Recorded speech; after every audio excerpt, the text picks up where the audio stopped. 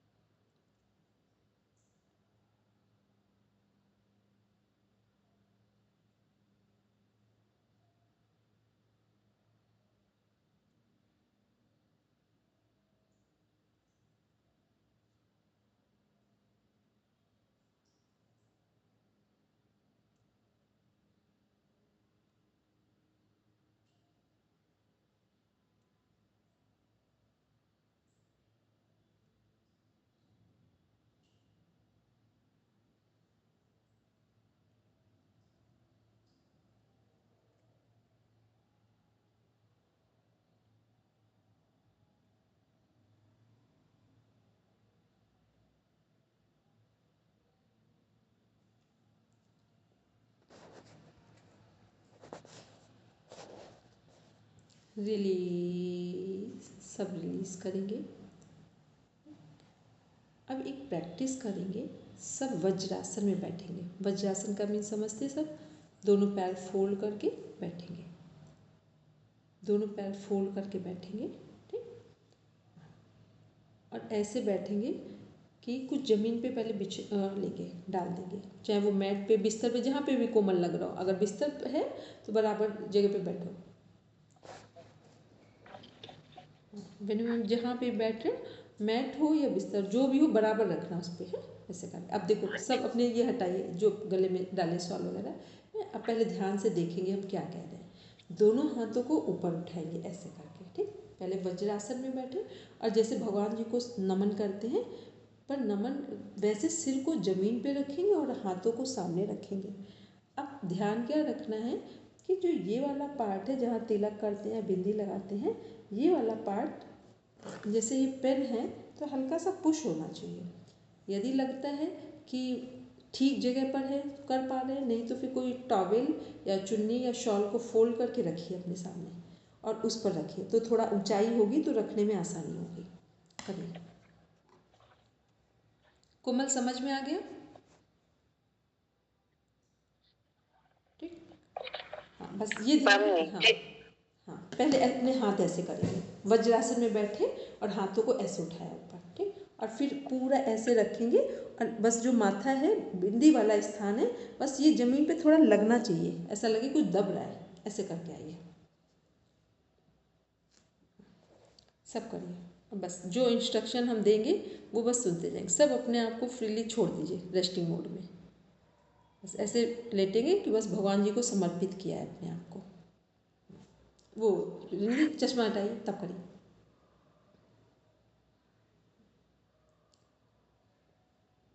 Ma'am टांगे थोड़ी सी मतलब हाँ, थोड़ा दूर हो जाए, थोड़े कोई बात नहीं, कोई बात नहीं, कोई नहीं, थोड़ा सा दूर कर लीजिए, कोई बात नहीं। कोमल आप भी थोड़ा सा दूर पैर हो घुटने तो कर लीजिए, कोई दिक्कत नहीं इससे। बस पूरा रेस्टिंग मोड में रखेंगे,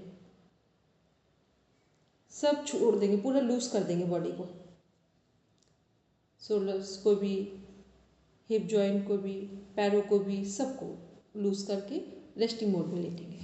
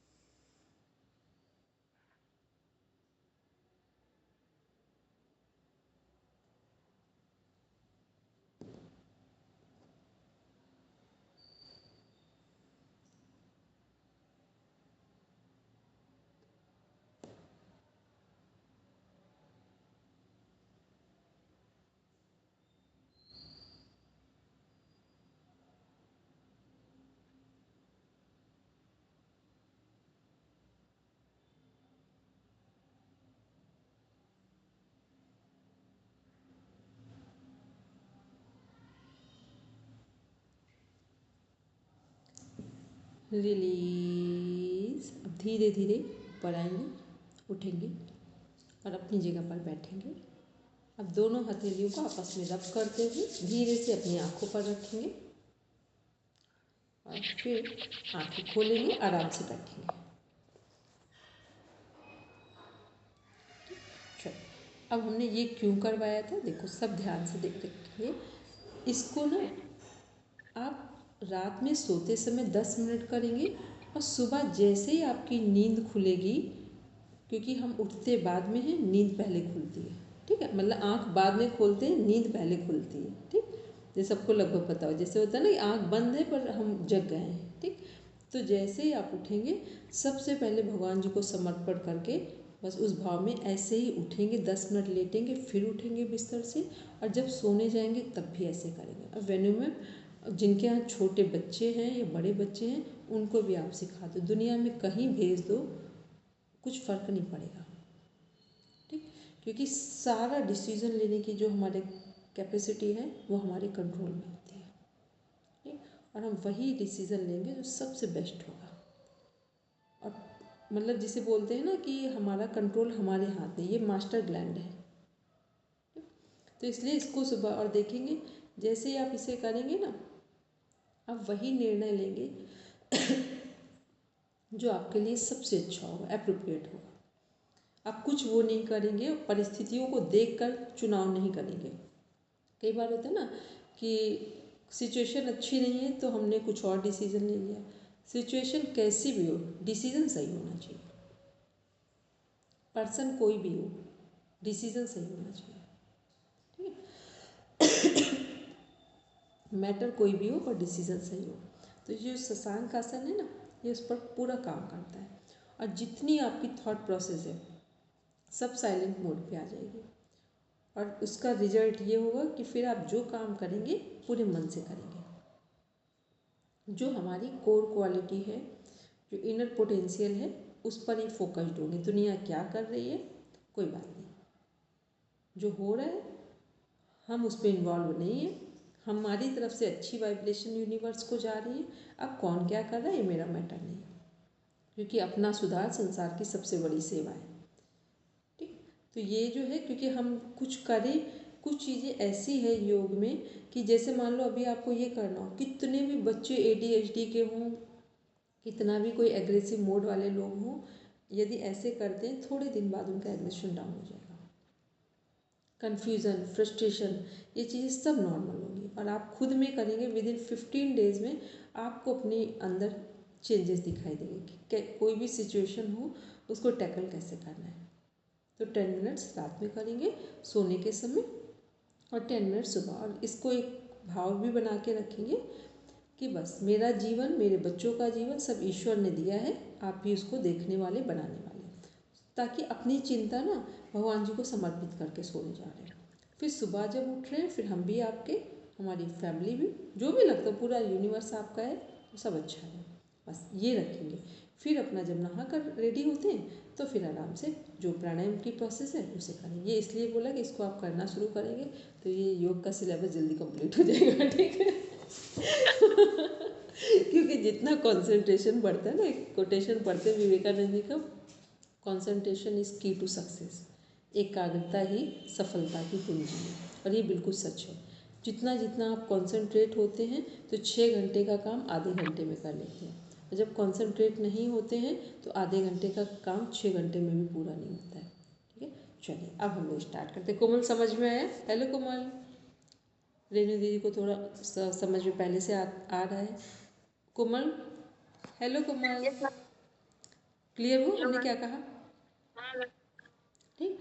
और जब भी किसी पेशेंट को देखने जाओगी, कहीं कोई पेशेंट को ट्रीट कर रही हो, तो पहले उसको थोड़ी देर शशांक आसन में लिटा देना, अगर उसको स्पाइन की कोई प्रॉब्लम नहीं है तब। स्पाइन की ना हो और बीपी की समस्या ना हो, लो बीपी की, ये दोनों समस्याएं ना हो, तो उनको जैसे ही आप विदिन 5 मिनट्स ऐसे लिटाओगे वो थोड़ा नॉर्मल हो जाएंगे, फिर उनसे बात करना, ठीक। चलो अब हम लोग देखते मैम, हैं। जिनको लो बीपी हो, जैसे मेरे दोनों बच्चों को लो बीपी, हम तीनों को लो बीपी रहता है।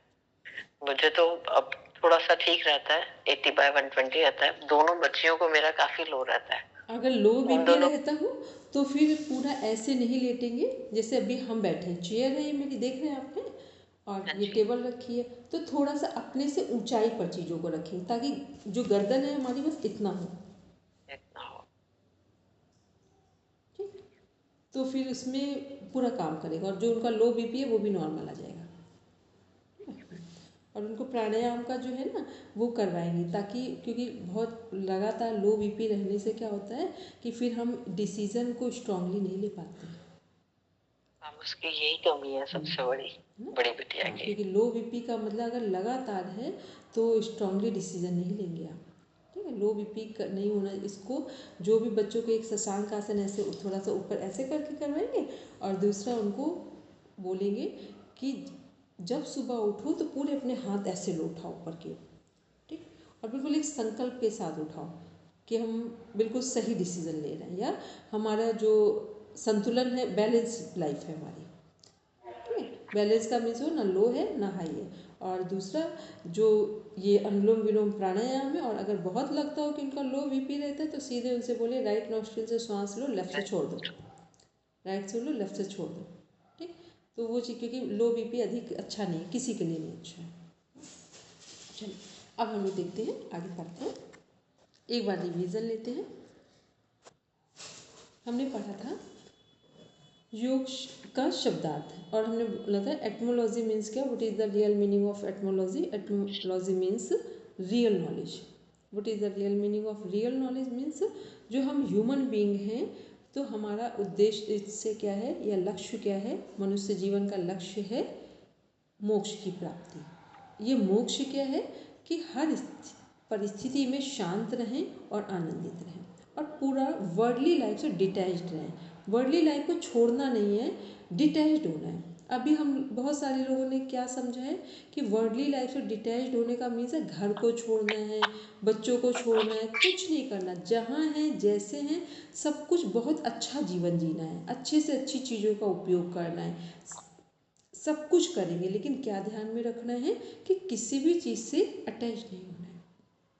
हर चीज़ ईश्वर ने हमें सदुपयोग करने के लिए दी है, और हम इतने ढंग से इसका सदुपयोग करेंगे कि इसको हम जब छोड़ें तो दूसरा इसका सदुपयोग ही करे। ये है हमारे जीवन का मोक्ष। अभी हम लोग मोक्ष को अलग अलग परिप्रेक्ष्य में देख लेते हैं तो फिर सामान्य जीवन से ही हम लोग दूर हो जाते हैं। फिर कभी क्या लगता है कि घर बेकार है, हमारे रिश्ते बेकार है, कोई बेकार नहीं है, सब अच्छे हैं, केवल हमारी समझ ठीक नहीं है। तो हमें योग में केवल अपनी समझ को डेवलप करना है। योग शब्द संस्कृत के मूल शब्द किस धातु से लिया गया, युज से लिया गया। हमने बोला था ये क्वेश्चन का पार्ट है, जिसका अर्थ है जोड़ना, मिलाना या संयोग करना। एक होता है 2+2=4। मिलाने का मतलब जब दो हम लोग कंपोनेंट्स को ऐड ऑन करते हैं वो मिलाना। संयोग करना, जैसे हमारे हॉरोस्कोप मिलाए जाते हैं शादी के समय, ये क्या है, एक संयोग होता है।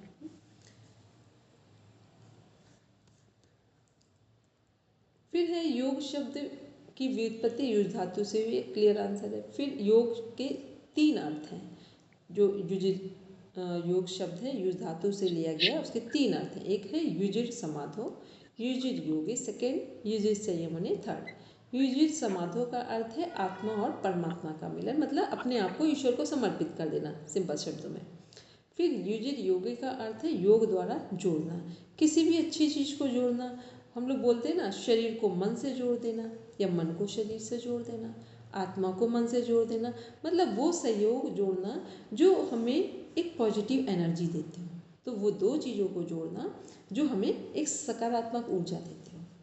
युजित संयमनी मीन्स योग द्वारा मन का संयम। संयम किस पर करते हैं, कभी भी हमें संतुलन करना हो, संयम करना हो तो किस पर करेंगे, मन पर करेंगे, क्योंकि मन हमारे कंट्रोल में है। मोस्टली क्या होता है, हम मन के कंट्रोल में होते हैं, और होना क्या चाहिए कि मन हमारे कंट्रोल में हो, बस इतना ध्यान रखना है। फिर नेक्स्ट हमने देखा था योग के आदि प्रवक्ता। योग के आदि प्रवक्ता हिरण्यगर्भ जी। योग की परिभाषा, योग की परिभाषा देख रहे हैं। योग चित्त वृत्ति निरोध मीन्स महर्षि पतंजलि के अनुसार क्या है, चित्त की वृत्तियों का निरोध ही योग है। मीन्स चित्त क्या है, मन, वृत्तियाँ क्या है, विचार, निरोध मीन्स रोकना, ठीक है। तो चित्त क्या है, चित्त पर, चित्त मन से संबंधित है, तो चित्त पर पड़ने वाले वृत्तियों में अच्छे और बुरे विचार या मन में उठने वाले अच्छे और बुरे विचारों को रोक देना या उन्हें कंट्रोल कर लेना क्या है, योग है। तो और योग की हमने कॉमन डेफिनेशन बताई थी, yoga is the science of body mind and soul.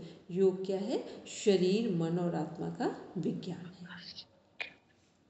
एक परिभाषा और देखी थी, योगः समाधि, जो सबसे सरल है, 2 शब्दों में महर्षि व्यास जी ने दी है।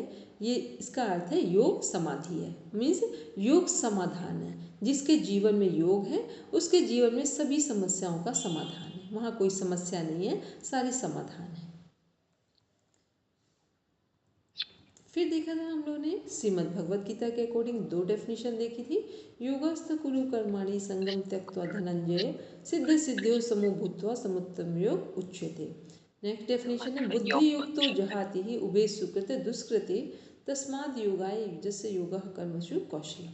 मीन्स जो पहले वाली डेफिनेशन है उसका अर्थ क्या है, भगवान कृष्ण अर्जुन से कह रहे हैं कि तू योग में जो भी कर्म कर रहा है अपने जीवन में, उसमें इतना सम होकर कर्म कर कि जिसमें सिद्धि और असिद्धि मीन्स, सिद्धि मीन्स सफलता सक्सेस और असिद्धि मीन्स फेलियर्स, कि जो हमारी सफलता और असफलता के बीच में कुछ ध्यान नहीं रखना, केवल अपना कर्म जो है वो 100% एनर्जी के साथ पूरा करना है। इसी का नाम है समत्वम योग उच्यते। योग में सम रहना कर्म करना या सम रहकर कर्म करना ही योग है। नेक्स्ट है जो बुद्धि युक्त तो जहाती है, भी हम लोगों ने देखी डेफिनेशन। इसमें क्या है, बुद्धि युक्त मतलब पूरे विवेक के साथ सद्बुद्धि के साथ कर्म करें, सफलता और असफलता को ध्यान में ना रखें, ऐसा कर्म हमारे कर्मों में कुशलता कहलाता है। मतलब ऐसे कर्म हमारे योग में क्या कहलाते हैं, कुशल कर्म कहलाते हैं। कई बार बोलते हैं ना, ये बहुत अच्छे ढंग से काम करते हैं। अच्छे ढंग से काम करने का मीन्स क्या है कि पूरा मन लगाकर काम करते हैं, वो ध्यान ही नहीं रखते हैं। बहुत सारे लोग काम करते हैं, उन्हें लगता है कि हमारी कोई प्रशंसा करेगा, और बहुत सारे लोग काम करते हैं कि काम को पूरा करना है पूरे मन से, ना वो प्रशंसा को ध्यान में रख रहे हैं और ना वो अपमान इंसल्ट को ध्यान में रख रहे हैं। तो ऐसे लोग जो कुछ ध्यान में नहीं रखते, केवल अपना कर्म करते हैं पूरे मन से, ऐसे लोग नहीं भी चाहते तो भी उन्हें सम्मान भी मिलता है और उनका क्रेडिट भी बढ़ता है। और जो लोग पहले से मानकर बैठे होते हैं कि हम दिखाने के लिए कर्म कर रहे हैं या कुछ पाने के लिए कर रहे हैं, तो कई बार सफल भी हो जाते हैं, पर एक जो इंटरनल सेटिस्फेक्शन होता है वो नहीं आता है। तो कर्म हम अपने घर में करें। मान लो हम कई बार जब भी अपनी क्लासेस लेते हैं, एक बात बोलते हैं, जिस दिन आपको भगवान के मंदिर की सफाई करना या भगवान के मंदिर में बैठकर पूजा करना अच्छा लगे और उतना ही अच्छा अपना टॉयलेट साफ करना लगे, तो समझ लेना कि थोड़ा सा आपका दिमाग संतुलन में आ गया है। और जब ऐसा लगे कि टॉयलेट की सफाई करनी है और कहीं गंदी जगह को साफ करना है, तो लगे कि अरे ये तो बड़ा प्रॉब्लमेटिक वर्क है, और भगवान जी के पास बैठना पूजा करना बड़ा आसान है, तो समझ लेना कि अभी जीवन में हमने कुछ नहीं सीखा है। तो एक संतुलन जीवन में होना चाहिए कि अच्छे से अच्छे, अगर हमें फ्लाइट में जाना है तो भी बढ़िया लगे, पर बाई चांस हमें अच्छे लंबी यात्रा पैदल करनी पड़ जाए किसी कारण से, तो थोड़ी बहुत देर एक बार सोचें, पर फिर अपने मन से अपना काम शुरू करें। क्योंकि संतुलन का नाम है, संतुलन किसका नाम है, जब हम दोनों चीज़ों में सामंजस्य बिठाएं। ये नहीं कि अच्छी परिस्थिति में तो सामंजस्य, अभी घर में सब कुछ अच्छा है तब तो सब कुछ बढ़िया ही है, जब बिल्कुल विषम परिस्थितियाँ हों फिर देखें हमारा मन कैसे कैसे निर्णय लेता है। बस उसी समय पता चल जाता है कि हमारी अपने ऊपर कितनी कमांड है। तो ये क्या है, ये हमारी कर्मों में कुशलता है कि जब हम किसी भी परिस्थिति को ध्यान में रखकर काम ना करें, पूरी मना स्थिति से अपने काम को करें, पूरे मन से अपने काम को 100% एनर्जी के साथ काम को करें। ये कर्म क्या कहलाते हैं, योग में कुशल कर्म कहलाते हैं। नेक्स्ट हमने एक डेफिनेशन 4 नंबर पे है, कठोपनिषद के अनुसार इंद्रियों की स्थिर धारणा का नाम ही योग है। हमारी इंद्रियां कितनी हैं, 11 हैं। कौन कौन सी 11 इंद्रियां हैं, 5 हमारे जो सेंस ऑर्गन्स हैं, 5 हमारे जो इंटरनल ऑर्गन जो हमें बोलने में, चलने में, हाथ को मूव कराने में वर्क कराते हैं, और हमारे जो शरीर से यूरिन और स्टूल को पास करने में सपोर्ट करते हैं। तो कौन कौन से 5 सेंस ऑर्गन्स हो गए। फिर 5 हमारे कौन कौन से पार्ट हुए, मुख, हाथ, पैर और जो हमारा यूरिन पास होता है वो स्थान, और स्टूल एनस वाला पार्ट हो गया, और यूरिन ब्लैड। ये हमारे 5 हो गए कर्मेंद्रियाँ। फिर एक है उभय इंद्रिय, जिसे बोलते हैं एक्स्ट्रा जो हमारी सेंस ऑर्गन है, वो इसका नाम है माइंड, मन। तो मन, अब इसको एक बार ध्यान रखें, तो यहाँ पे लिखा है इंद्रियों की स्थिर धारणा का नाम योग है। मान लो अभी एक एग्जाम्पल देते हैं, इसको ध्यान से सुनेंगे या समझेंगे तो ये डेफिनेशन क्लियर होगी। कि अभी आप मेरे सामने बैठे हैं और हमें देख रहे हैं। कई बार आपने देखा होगा कि बहुत सारे लोग, जब हम लोग पब्लिक प्लेस में जाते हैं या अपने घर ही में कई बार कुछ मेंबर्स बैठे होते हैं, तो वो लगातार बहुत ग्लेजिंग आइज से देख रहे होते हैं। ऐसा लग रहा है बहुत डीप में देख रहे हैं हमको, बहुत ध्यान से देख रहे हैं, और आप देखना वो आपको देख ही नहीं रहे होते। आपको लग रहा है कि वो कितना ध्यान से हमें देख रहे हैं, ओपन आइज, और रियल में जब पता चलेगा तो वो आपको देख ही नहीं रहे थे। फिर एक एग्जाम्पल दूसरा देते हैं। कई बार आप भोजन कर रहे होते, बहुत अच्छा भोजन है, बट आपको टेस्ट ही नहीं आया, उसमें कुछ अच्छा था खराब था, बस आपने खा लिया। कई बार हम कुछ अच्छा सा मेलोडी सॉन्ग सुन रहे होते हैं और बिल्कुल बराबर सुन रहे हैं, और फिर भी हमें सॉन्ग सुनाई नहीं दिया। होता है ऐसा या नहीं होता है? होता है। हाँ, तो इसका मतलब हुआ कि जब हम कुछ भी काम करें और वहाँ पर हमारा मन ना जुड़े, तो हमें उस चीज़ का टेस्ट नहीं आता है। जब आप मन को वहाँ पर जोड़ते हैं खाने के साथ, तो आपको खाने का टेस्ट आता है। जब मन को सुनने वाली इंद्रिय के साथ, कान के साथ जोड़ते हैं, तब आपको सॉन्ग सुनाई देता है। जब मन को आप आँखों के साथ अटैच करते हैं, तब आपको चीज़ें दिखाई देती हैं। तो ये क्या, ऐसे कई बार स्मेल होती है, हमें कोई स्मेल नहीं आई, और किसी को बहुत तेज स्मेल है। इसका मतलब हमारा जो मन था वो हमारे जो सेंस ऑर्गन, जो हमारा सूंघने वाले, स्मेल लेने वाला सेंस ऑर्गन है, उसके साथ कनेक्ट नहीं था। तो जब तक हमारा मन कनेक्ट नहीं होता जिस इंद्रिय के साथ, जिस ऑर्गन, सेंस ऑर्गन के साथ, तो वहाँ का हमें कोई फ्लेवर पता नहीं चलता है। ठीक, इसी का नाम है इंद्रियों की स्थिर धारणा का, इंद्रियों की स्थिर धारणा का नाम योग है। तो इंद्रियों में स्थिर धारणा मीन्स होता है कॉन्सेंट्रेशन, स्थिर मीन्स होता है स्टेबिलिटी, और इंद्रियों की में जब एक स्टेबिलिटी आ जाए, कॉन्सेंट्रेशन आ जाए, उसका नाम योग है। तो इंद्रियां हमारी सभी सेंस ऑर्गन कब स्टेबल होंगे, कब वो कॉन्सेंट्रेट होंगे, जब हमारा मन शांत होगा। जब मन शांत होगा तो हम भोजन करेंगे तो भोजन का स्वाद आएगा, कुछ देखेंगे तो सामने वाली चीज़ सही दिखाई देगी, कुछ सुनेंगे तो पूरा हम सुन पाएंगे। मतलब कुछ भी देखना सुनना, कुछ हमारे हाथ में कोई चीज़ टच कर दी जाए, एक बाल भी आ जाए, उसको हम फील कर पाएंगे।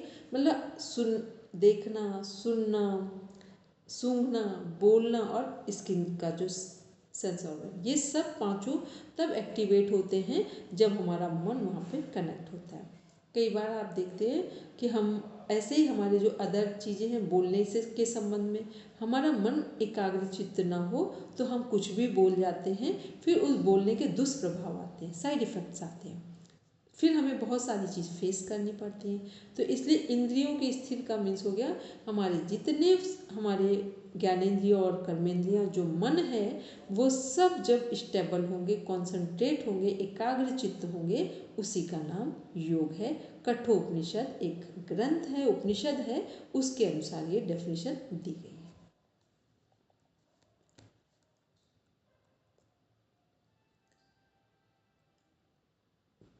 अब देखते हैं WHO के अनुसार, केवल रोगों का न होना ही स्वास्थ्य नहीं है, बल्कि शारीरिक, मानसिक, सामाजिक और आध्यात्मिक रूप से संतुलित रहना पूर्ण स्वास्थ्य है। Health is a state of complete physical, mental and social well-being, not merely the absence of disease or infirmity. World Health Organization के अनुसार क्या कहा गया है, केवल फिजिकल हेल्थ ही हेल्थ नहीं है, मेंटल हेल्थ को ही हेल्थ हेल्दी नहीं कहा जाएगा, सोशल हेल्थ को भी कंप्लीट नहीं कहा जाएगा और स्पिरिचुअल को भी कंप्लीट नहीं कहा जाएगा। जब चारों चीज़ें हेल्थ के 4 डायमेंशन एक साथ वर्किंग में आते हैं तब उन्हें क्या कहा जाएगा, वी आर और physically, mentally, socially and spiritually fit and fine. अब देखते हैं, हमने इसके बारे में कुछ डिस्कस भी किया था, आज एक बार रिपीट करते हैं। फिजिकल हेल्थ के सिम्टम क्या क्या हो सकते हैं। किसी को हम सडन देखें सामने से तो हम कैसे समझेंगे कि ये फिजिकली फिट एंड फाइन है। किसको किसको याद है, हमने कुछ पॉइंट्स बोले थे कि फिजिकल हेल्थ के सिम्टम क्या होंगे। मैम पहले तो हाव भाव से, उसका बैठने का तरीका और वो बोलने से भी हमें पता चल जाएगा कि ये दिक्कत है। Very good.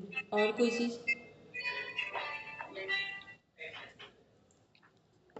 वेनु मैम, कोमल, अगर स्ट्रेट बैठ, वेरी गुड, स्ट्रेट, ठीक। और तो हमें पता लगता है उसका भाई ऐसा फिजिकल है। और आपने बताया था कि अगर वो थोड़ा ऊंचा होके बैठ रहा है, इट मींस थोड़ा अग्रेसिव एडेमेंट नहीं, मतलब थोड़ा सा अति आत्मविश्वासी है। और झुके हुए कंधों से बैठ रहा है तो इंट्रोवर्ट है, वो कॉन्फिडेंस लूज है, लूज है। ठीक है। हाँ जी। और क्या चीज़ें हो सकती हैं फिजिकल में, कुछ पॉइंट्स थे उनको नोट डाउन करेंगे। हो सकता है अभी आगे अभी हम लोग पढ़ेंगे तो एक जगह इसको पूरा डिफाइन किया गया है कि फिजिकल हेल्थ में क्या क्या चीज़ें आएंगी। एक हमारी स्पाइन स्ट्रेट हो फर्स्ट, फिर सेकंड में हमारा आएगा स्पाइन स्ट्रेट हो, सेकंड में वॉइस क्लियर हो, जो भी बोल रहे हो उसमें एक स्पष्टता नजर आती है। Voice clarity. फिर नेक्स्ट है इसी में बीपी ठीक हो, हाई और लो दोनों का, जो हमारा नीचे का है वो 80 और ऊपर का जो है वो 120, ये रेशियो बीपी का। फिर हीमोग्लोबिन हमने बोला था अगर फीमेल है तो कम से कम 12 तक जाना चाहिए, वो भी एक हेल्थ के सिम्टम है फिजिकल हेल्थ में।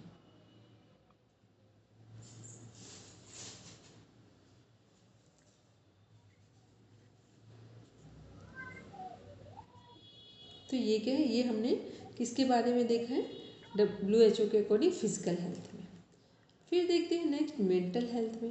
मेंटल हेल्थ में क्या देखेंगे, किसी भी व्यक्ति को यदि हम सामने से देखें, फर्स्ट टाइम देखें या थोड़ी देर उससे बातचीत करें तो कैसे हमें लगेगा कि ये मेंटल हेल्दी है। तो कौन सी चीज़ें जो हमें फर्स्ट टाइम अट्रैक्ट करती हैं किसी की मेंटल हेल्थ को देखकर, लगता है कि बॉडी लैंग्वेज, वो हो गया। और उसका बोलना, बैठना, उठना। नहीं, मेंटल हेल्थ में और भी कुछ मेंटल हेल्थ में, मेंटल हेल्थ में उसका स्वभाव, जल्दी गुस्सा आता मेंटल है। हेल्थ में सबसे पहले जो हमारा एक जिसे बोलते हैं ना टू द पॉइंट आंसर है, उसके डिसीजन कितने स्ट्रांग है। ठीक, किसी का डिसीजन लेने की जो पावर है वो बताती है कि कितना हम मेंटली स्ट्रांग है। डिसीजन मेकिंग पावर ही हमारी मेंटल हेल्थ का फर्स्ट सिम्टम है। सेकंड है चैलेंजेस को एक्सेप्ट करना, कि हम कोई भी सिचुएशन जब हमारे पास अपोजिट सिचुएशन आए तो हम छोड़कर भागेंगे या किसी पर ब्लेम गेम करेंगे या फेस करेंगे। और फेस भी करेंगे तो स्ट्रांगली फेस करेंगे या दुखी होकर फेस करेंगे। ये है मेंटल हेल्थ। यदि कोई चैलेंज आए तो अब हम उस समय स्ट्रांगली फेस करने के लिए तैयार हों, आशा के साथ कि कुछ इसमें बदलेगा और सच में बदलेगा, इस तरह से फेस करने को रेडी हैं और ये मेरी हैबिट का हिस्सा हो तो समझना कि हम मेंटली स्ट्रांग हैं। ये कोई भी मेंटली स्ट्रांग है।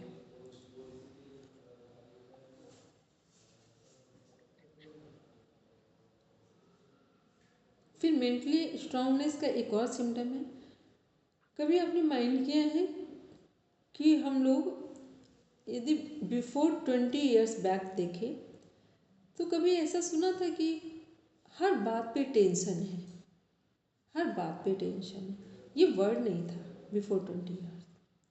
काम करना पता था पर टेंशन वर्ड नहीं था। ये था कि अगर किसी की लड़की की भी शादी है तो काम बहुत सारा है, हमें ये काम दिया गया है, इसको इस टाइम तक करना ही करना है।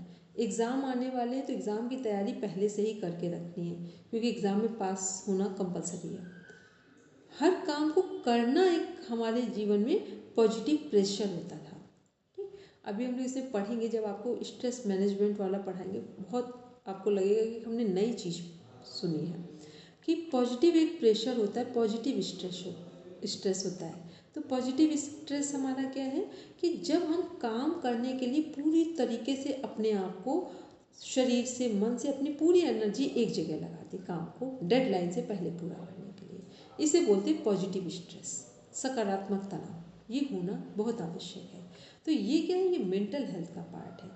तो हम कितना मेंटल हेल्थ में क्या देखते हैं, डिसीजन कैसे हैं, कोई चैलेंज आएगा तो फेस कैसे करेंगे, फिर हम कुछ भी काम करते हैं तो उसको क्या मान के चलते हैं, ये तनाव है हमारे जीवन में, टेंशन है या मेरे जीवन का पार्ट है।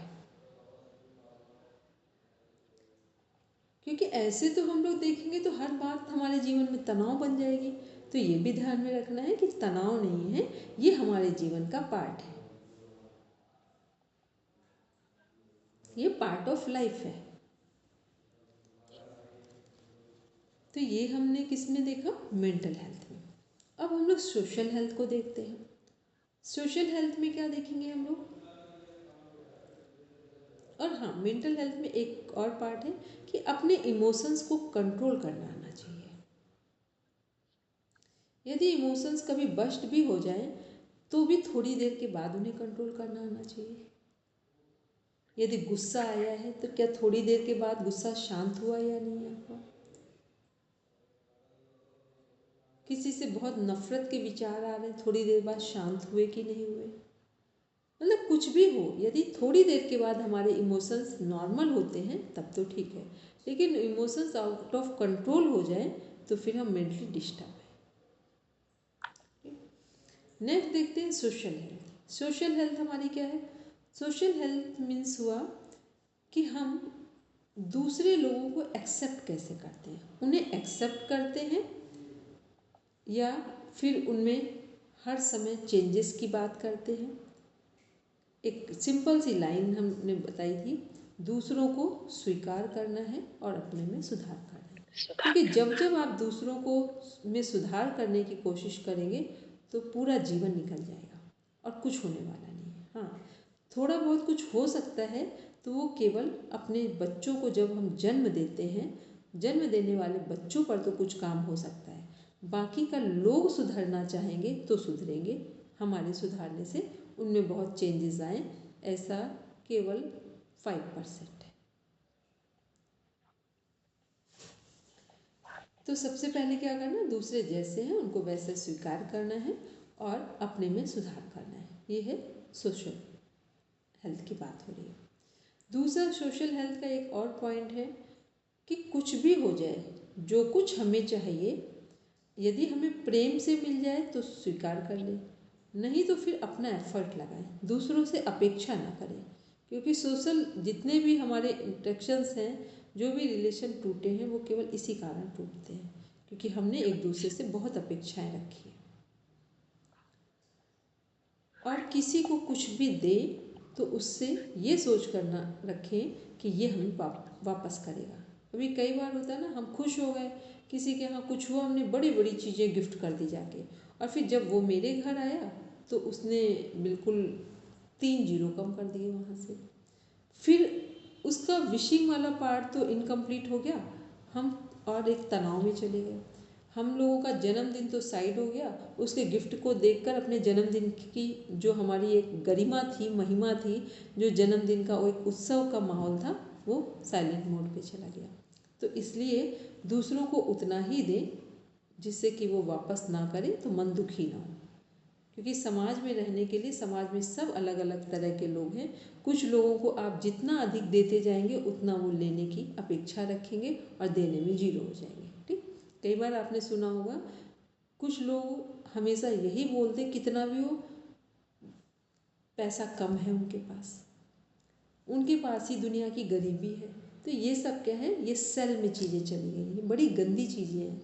आपके पास खाने को भी ना हो तब भी इतना स्वाभिमान होना चाहिए कि मेरे पास सब है, कोई भी चीज़ हो, क्योंकि ये सारी चीज़ें आपको हम लोगों को पता है होनी चाहिए। ये सारे हमारी रियल रिचनेस के पार्ट हैं। रिचनेस, अमीरी उसका नाम नहीं है कि कितने घर बने, अमीरी उसका नाम है कि हमारे पास कुछ भी ना हो तो भी देने का सामर्थ्य रखते हो। अरे कुछ नहीं दे सकते तो अच्छे दो शब्द तो दे ही सकते हैं कि कितनी भी परिस्थिति किसी की खराब हो कि भगवान जी अच्छा ही करेंगे। और सबके साथ ऐसा समय आता है और ये समय बहुत सिखाने के लिए है, ईश्वर अच्छा ही करेंगे, इतना तो कह ही सकते हैं। ये क्या है, सोशल हेल्थ को स्ट्रॉन्ग करते हैं। फिर आते हैं नेक्स्ट, देखते हैं स्पिरिचुअल हेल्थ। स्पिरिचुअल हेल्थ क्या है? स्पिरिचुअल हेल्थ में बहुत सारे शब्द हैं, इनको हम एक बार बोलते हैं, आपको जो जो याद रह जाए लिख लेना। इसमें है काम, मीन्स फिजिकल अट्रैक्शन की बात हो रही है, काम। क्रोध, एंगरनेस। काम, क्रोध, लोभ, मोह, ओवर अटैचमेंट। लोभ मीन्स लालच से संबंधित है। लोभ, मोह, मद, ईगो के लिए, ईगो बहुत इगोइस्टिक नेचर में जाते हैं। फिर ईर्ष्या, जेलस फैक्टर। टेम्पटेशन, जो हर चीज़ में लालच रख रहे हैं उनके लिए है। फिर आते राग और द्वेष, ओवर अटैचमेंट, हेट्रेड, घृणा, राग और द्वेष। ठीक, ये सब क्या है, ये सारी चीज़ें हमारे आध्यात्मिक स्वास्थ्य का पार्ट है। इसमें भी जो सबसे ज़्यादा प्रॉब्लम हमें देता है उसका नाम है जेलस। जेलस फैक्टर सबसे खराब है। उसमें तो किसी को पता ही नहीं चलता कि आदमी जैसे बाहर किसी दीवार पे दीमक लग जाए तो दीवार खराब हो जाती है, जेलसी वैसे ही आदमी को कमज़ोर कर देती है। तो जेलस फैक्टर क्या है कि हमें, और जेलसी उन्हीं लोगों को होती है, और संसार में सबसे जो टिपिकल पार्ट है वो यही है। आप समझ ही नहीं पाएंगे कि आप अच्छे से अच्छी चीज़, बड़े से बड़ी चीज़ कर रहे हैं, आपका अच्छा करना भी लोगों के लिए जेलसी का पार्ट हो जाता है। बुरा तो हो सकता है, अच्छा करना भी, उसे लगता है ये कर रहा है हम नहीं कर पाए। अब ये नहीं समझ में आ रहा है कि ये कर रहा है, अरे हम नहीं कर पाए, किसी ने तो किया, कुछ अच्छा तो हुआ। तो जेलस फैक्टर एक ये, एक लालच वाला जो हिस्सा है जो इतना सूक्ष्म है, इतना सटल फॉर्म में है कि पता ही नहीं चलता है कि कैसे वो प्रॉब्लम देता है। फिर एक और पार्ट है ईगो, जो इतना सूक्ष्म है कि हमें पता ही नहीं चलता कि कब हमें छोटी छोटी बातों का ईगो हो जाता है। जबकि ईगो जैसी इस दुनिया में कोई चीज़ ही नहीं है। हमारा शरीर तो हमारे साथ रहने वाला नहीं है, तो ईगो इस दुनिया में किस बात का करना। हमारी मृत्यु का पता नहीं है कब आ जाएगी, कहाँ आ जाएगी, तो किस बात का ईगो। तो ये क्या है, ये हमारे आध्यात्मिक स्वास्थ्य के पार्ट है। अब हम सारे स्वास्थ्य के जितने डायमेंशन हैं, 4 हेल्थ डायमेंशन हैं, इसमें जो कुछ भी अभी हमने पढ़ा है उसमें केवल हमें इतना चूज़ करना है कि कहाँ कहाँ क्या कुछ हम अपने अंदर सुधार कर सकते हैं। कहीं पर भी तो जितना हमसे बन पड़े उतना सुधार करेंगे, बाकी पढ़ाई का पार्ट रखेंगे, क्योंकि पढ़ने का मतलब है कुछ हमारे जीवन में भी आ जाए और बाकी हमारे एग्ज़ाम का पार्ट रहे। तो इस सब को, इसको ध्यान में रखते हुए देखेंगे। फिर एक इसी के नीचे लिखा हो, बस इसको देख लेते हैं, बाकी कल पढ़ेंगे। योग का उद्देश्य क्या है? योग का उद्देश्य है मोक्ष की प्राप्ति, मीन्स मनुष्य जीवन को पूरे आनंद के साथ जीवन जीना है। यहाँ पर कुछ भी ऐसा करके नहीं जीना है कि बाकी अभी नीचे चीज़ें पढ़ेंगे, उसमें बहुत सारी चीज़ें, लेकिन ओवरऑल देखेंगे तो आनंद और शांति के साथ जीवन जीने को मिला है, तो उसको हम अच्छे ढंग से जिएंगे और किसी से कंपेयर नहीं करेंगे, केवल अपने इनर पोटेंशियल को पहचानेंगे, उसी के आधार पर काम करेंगे। ठीक है, अब हम लोग कल पढ़ेंगे। अब कल रिवीजन नहीं करेंगे, कल अब इसके आगे से पढ़ेंगे। चलिए सब बैठेंगे शांति पाठ के लिए। कोमल समझ में आया? हेलो कोमल, क्लास समझ में आई कि नहीं आई? अच्छा, अब ये बताओ, बॉन्स तो नहीं लग रहा था कि ऐसा लग रहा बहुत टफ लग रहा है? नहीं? अच्छा ठीक है। Renu ma'am, Venu ma'am? Yes ma'am, समझ में आया। ठीक है, चलिए सब शांति पाठ करेंगे।